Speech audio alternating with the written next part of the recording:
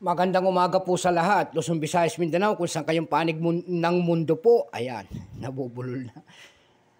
Pundo po, welcome po dito sa aking munting channel po, Samuel Soriano TV 29, dito sa aking YouTube channel po. Ayan, magandang umaga po sa lahat ng kolektor kung saan kayong panig ng mundo po, lalong-lalo na ang aking mga subscriber po. Thank you so much po sa lahat. Yun naman po hindi naman nakapag-subscribe, at gusto nyo ang ganito mga topic po about coins, ang ating pinag-uusapan, isa ho tayong kolektor. Ayan.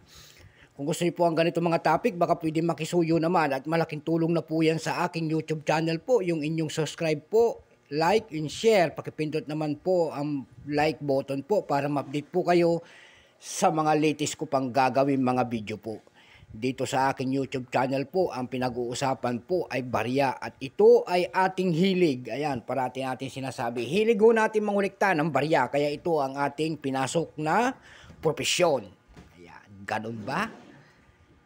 Ang pag-usapan po na natin ngayon ay ang BSP po na tinatawag nila noon.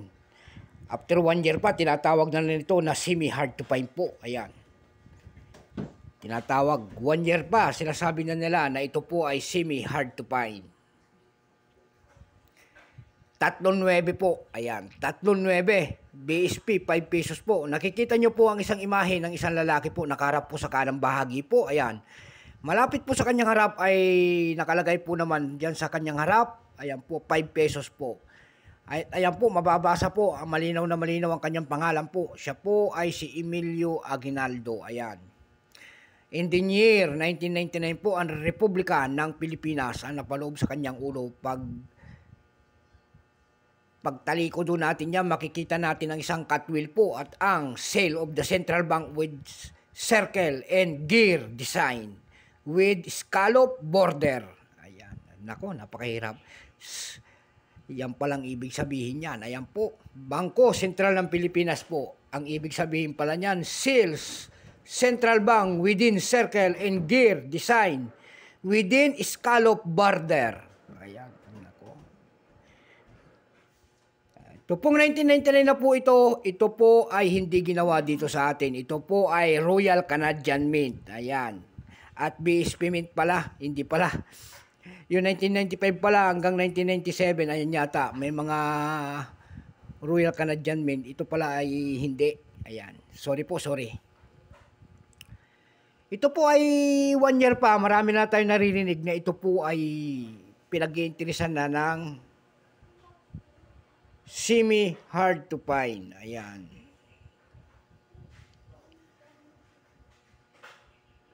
May excess po din sa kanyang baba. Ayan po. Oh. Excess metal po. Error din siya. Ayan. Lumapad yung kanyang ano. Lumapad yung kanyang baba. May excess metal siya. Error. Ayan. Bago tayo magsimula, kilalanin muna natin siya. Issue Philippines po. Period Republic 1946. Up to date po. Ayan. Type Standard Circulation Coins. Years 1995 hanggang 2017. Value 5 pesos po. Currency piso 1967 up to date po. Composition po nito ay nickel brass. May bigat lamang po itong 7.7 grams. May haba po naman itong 27 mm. May kapal po itong 1.87 mm. Hugis po bilog. Orientation, medal alignment po. Number N-1680. Reference number KM-272.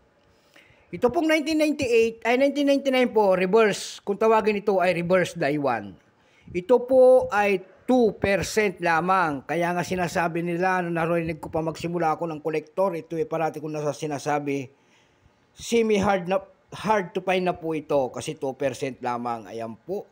Wala pa po siyang mintage kung ilang piraso ang ginawa kasi ginagamit pa.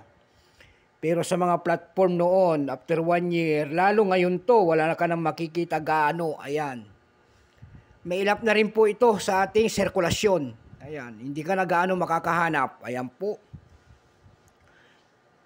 Ito po ay 2% lamang, pero mayroon na siyang price. Doon sa ating numista.com po, may grado na.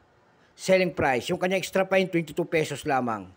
Dako naman tayo doon sa ating ebay.com para makita natin kung magkano talaga ang kanyang mga presyo. Ayan. Doon sa ebay.com po, may nagbebenta nito ng 401.54 pesos. Ayan po. Ayan, nakita nyo. Doon naman, mahirap maghagilap ng kanyang presyo. Ayan, at semi-hard to find. Doon naman po sa Carousel PH po, ang seller po si Shop. Ayan, Shop ang kanyang pangalan. Shop with Joy. Yung kanya 1999 po, binibenta niya doon ng 800 pesos. Ayan. So, malaki na talaga. So, hanggang dito na lamang po, Luzon, Visayas, Mindanao, kung saan kayong panig ng mundo. Sana naliwanagan kayo sa price less ng aking coins na ito. Ayan. Kung tawagin po ito ng ating mga kolektor, ngayon, kahit ako, ay semi-hard to find. So, hanggang dito na lamang, Luzon, Visayas, Mindanao, kung saan kayong panig ng mundo po. God bless po sa lahat. Ayat, bye-bye.